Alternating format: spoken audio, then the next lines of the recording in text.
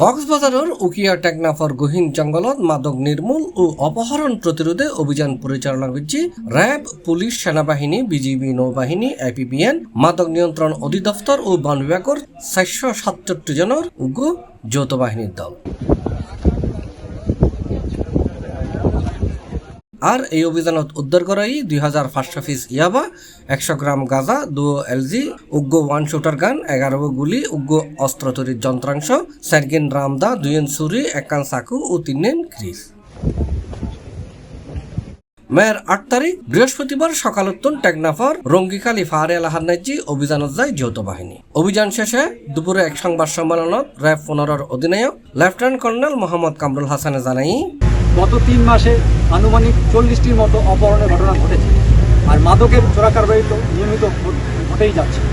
আমরা আরও অ্যানালাইসিস করে যেটা দেখতে পেয়েছি যে এই যে অপহরণ ঘটনাগুলো ঘটছে সেইটার ম্যাক্সিমাম অপহরণগুলো হচ্ছে কক্সবাজার জেলা উখিয়া এবং টেকনাফ উপজেলা। বিশেষ করে টেকনাফের রঙ্গিখালী, আলীখালী এবং জালিয়াপাড়া এবং উখিয়ার রোহিঙ্গা ক্যাম্প সংলগ্ন যে এলাকাগুলো আছে, বিশেষ করে শ্যামলাপুর, কুটুমপাড়া এবং ওখানে জালিয়াপালং এলাকাতে বেশি অপহরণগুলো ঘটে থাকে। গোয়েন্দা সূত্র মতে আমরা জানতে পেরেছি যে এই অপহরণের ঘটনায় যারা ভিকটিম থাকে তাদেরকে সাধারণত অপহরণকারীরা অপহরণ করে এই রকম গহীন জঙ্গলে আটকে রেখে মুক্তিপণ আদায় করে থাকে। অপহরণকারীরা এই সমস্ত এলাকা যেগুলো আমি একটু আগে উল্লেখ করলাম সাধারণত তাদের নিজেদের নিরাপদ আশ্রয় এবং স্থান হিসাবে বিবেচনা করে আসছে। যেহেতু এই গহীন এলাকাগুলো আইনশৃঙ্খলা বাহিনীর জন্য একটু দুর্গম, সেই জন্য অপহরণকারীরা এই সমস্ত জায়গাগুলো হরহামেশাই ইউজ করে আসছেন।